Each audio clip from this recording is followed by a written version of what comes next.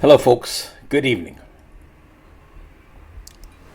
It's Friday night. It's not actually Friday night. I'm lying about that. It's Thursday night, but I'm here in a hotel in Gelsenkirchen because I have a reading tomorrow night, Friday night, and so I won't be able to do this rant. And I want to do a rant every Friday night. That's what I want to do. So I'm gonna rant Thursday night, and I at this hotel I got a way too expensive whiskey, and so I'm gonna rant. Nothing will stop me from ranting. I'm a ranter. That's what I do.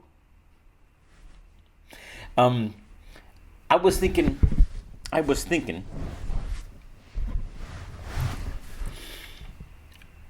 about. I had a meeting today, an online meeting with some writing students, young writers who they need various things from me. I teach writing, right? In addition to writing myself, I teach writing. And they need help at different stages of what they're doing there. One of them is wants to write a crime story. It doesn't know exactly how to structure it, so that's way at the beginning. You have to help them at the beginning. And there's another one who's, has a novel is basically finished. She needs help to go through some of the things, make them better, make some of the elements better, make some of the text better, make sure the text is okay and lively. And there's various all kinds of different wishes within the realm of writing. And so I'm trying to get all these things, try to figure out if I could help them at all, and how to help them and what to do, and so we had that discussion, and I'm gonna have to think about it and figure out if I can, help them without doing it so cheaply that I'm working, wasting all my time without getting any money for it, and not making it financial viable for me. But at the same time, these are just normal people. They don't have money to spend. They have to, I have to be paid, but I can't just rob them. And they have to. So I have. There's a difficult. It's a difficult compromise I got to find for this. Yeah, it's difficult. I want to, but I want to help them some way, But I want money too. So what can I say? Anyway, okay, we'll figure that. But I was thinking about why they're writing. Why they're writing? These guys mainly they're older people. They've lived much of their lives are over, just like mine. They're not probably as old as me, but close. So they have jobs, careers, families, all that stuff. So their lives have been lived without writing. And now they feel like they have a story to tell and they want to write something.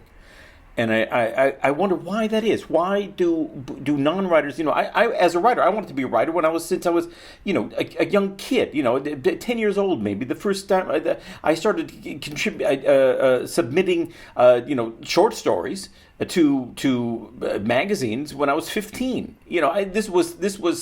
This is a lot of work and thought and practice and heartache and has gone into this. It's not I didn't live my life and then say, oh, now I want to write a book. It's a different kind of thing. And so I'm wondering why did they want to write this story now?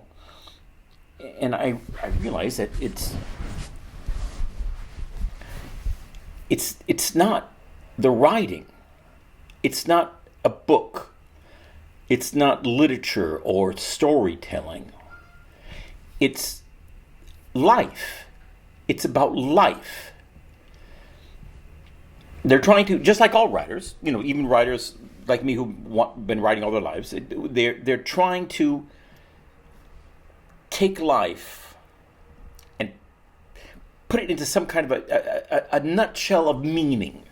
Not all of their lives, they're writing, murder mysteries. So that's not, they weren't murdered. They never solved a murder mystery. It's not about them. It's not about real life. It's about there's some kind of urge, need to tell a story that makes some kind of sense of life, or that holds life for them in some way in their hands. I thought about this because I was thinking also about a couple of books I've been working on recently, and I've divided my writing into writing, novels, crime, which I'm working on slowly, and then writing other books, which I find which I want to write because I think they are useful, that they can actually be used. A murder mystery isn't useful. It's entertaining. It may be, enriching in some other way, some philosophy of life, some way of looking at life. That's fine, but it's not useful in practical sense. I wanted to do some books that were useful, really useful, something that an audience needed, and that's why I turned to rewriting and expanding George Washington's Rules of Success. I'm calling it a rule book of success. It's called the Rules of Civility, I think is what we call it. He called it the Rules of Civil Discourse. He didn't write the book. He got it as a kid. And another book also, Gracian's The Art of Worldly Wisdom, which is, has helped me figure out life, figure out what to do and how to behave in society. And I rewrote that and made it a little bit modern. And I'll be publishing that, I hope, this year. And then, I'm writing a book, or have written actually a book about the soul. I did research on what is the soul. What do we think the soul? We don't know what the soul is. We don't know if it exists even. It's just a fantasy of our imagination. But why do we need that fantasy? Why do we have to think of ourselves as having a soul? Why is that so necessary? My cats don't have that need. They are enough. They're fine. They get their food. They get their snacks. They get their naps. They're fine. That's. But we look inside ourselves and we see something more. And we've got to know what that is somehow. And storytelling is just a way of, even if you use these books about the soul, or about the rules of civility, the rule book of success, the art of worldly wisdom, the art of behaving successfully in society, and you use these books to improve your behavior to get what you want because you have ambition. You want to achieve something in life. Like I want to write one great book before I die. That's my goal. I have it written down on the wall at home. And so we have this thing that we want, these one things that we want, this ambition that we want. But why do we want that ambition? Why do we want these things? There's no reason that we would want, but we have to have it. We're going to die anyway. It's not going to keep us from dying, and it's not going to make us immortal. It's not going to, it's not going to make us rich and famous. I'm beyond that. I'm not going to get rich and famous ever. But why is that important to me? And the reason is because it gives meaning to my life. It makes my life into a story. I'm a guy who's been wanting to, do something in my life, to create some kind of art, some kind of literature, and then I stumble here, stumble there, I make this mistake, make that mistake, I try to, and then I end up being 60, and I look at my life and I say, okay, this is my last chance, and I got to do this right, and so I change everything over a long period of time, and I try to build up another life for myself, reinvent myself, and then I'm going to, if I have that success, then in some way, if I'm able to write that one great book before I die, in the next 20 years or so, then that makes sense of everything that has gone before. It turns everything into a story. It turns a story into my will, my ambition, my striving for success, and then I have success in some way.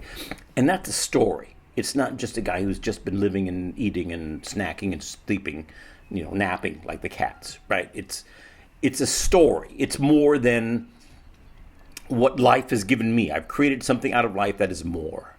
And that's what these guys want too. They want, in the last phase or phases of their lives, they want to do something that makes them special and puts the icing on the cake of their lives. They got a job, they fell in love, they fell out of love, they got married, they divorced, they had kids, the kids hated them, and then the kids loved them, and they were tried to raise the kids. They had tragedies, there was accidents, there was cancer, and then and they're going through all this, and then at the end they write a book, and then suddenly their lives are more than just living, because it gives some kind of meaning to your life, to having made this accomplishment.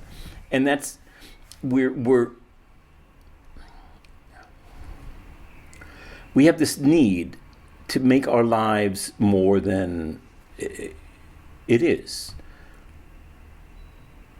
And the thing is, it is more than it is. Life is more than it is. At some point I'm going to drift off into space. My particles are going to go slowly, and everything will be gone. But what I experienced will not be remembered, will not be seen, but it won't be gone because it existed in reality. I remember, and for some reason I keep remembering this. I keep going back to this when I was a kid. I was a gawky, geeky, nerdy kid, scared of anything, scared of life. I was, skinny, big, thick glasses, beat up in school all the time.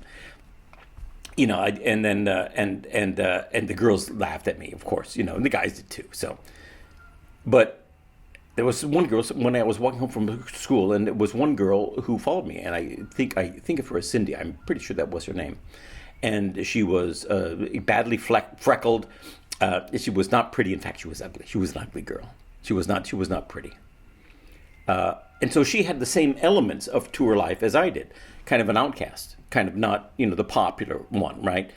And that's probably why she picked me out. But somehow I saw that she was walking with me and she was trying to make a conversation. I don't know what, but, this doesn't happen to me. Girls, no one walks when they tries to make a conversation with me. It was very weird, And so at some point we get to a point where we're up against a fence, kind of, when we're kind of in a secluded area, and she tries to kiss me. She wants to kiss me.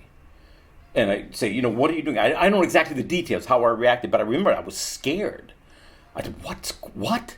No, I said, there's some kind of, it just scared the daylights out of me.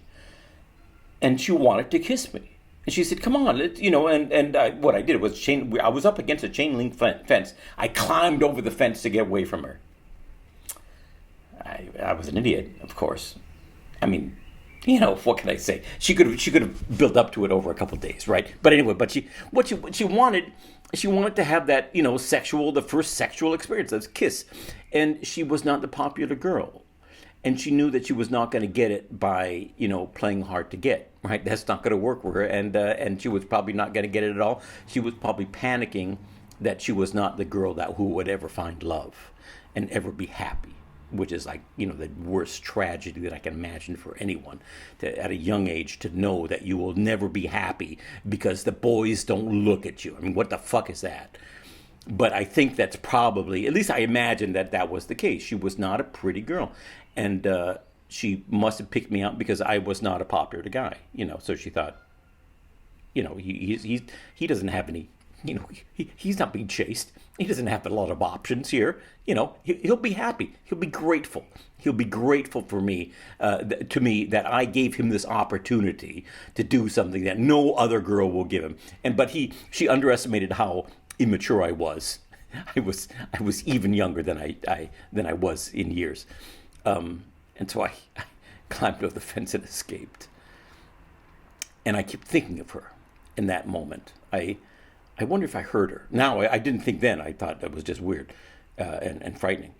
But I think I probably heard her. I think she may even now think of that. Probably not. I mean, who knows, But this thing, I carry this image, this little, snippet, this little video snippet of my life. And I don't know what I did before that, after that day. I don't, all kinds of details are gone.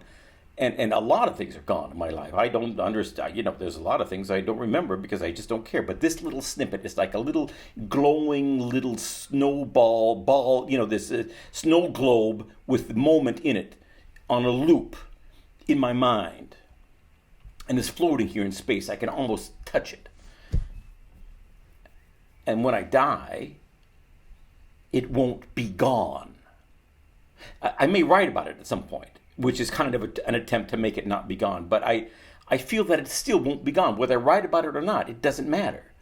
Because it happened. It was a reality at one time. And so why would it not, what is existence? Is existence just this reality, or is existence everything that happens and will happen, and all these, you know what I mean? It's hard to, I can't explain it. See, it's like the soul. You can't really explain it. In the book, I managed to explain it. By the way, a great achievement on my part. I managed to explain it, but I imagine when I die, my soul drifts off into space, and I dissolve into particles. somewhere, in some dimension, in some way, that moment in time is going to be there. And that's going to be forever. And that's a story. It's a story. And that's the part of life that makes sense, that is forever. The story parts of our lives. Okay, folks, it's for me it's not Thursday night, but it's Friday night for now that you're watching this, and I wish you all a great weekend. I hope you had a great week. I hope life turns out well for all of you. It will. It has to. It's life. Whatever happens, it's gonna go on. It'll be there forever, even after you go. Good night.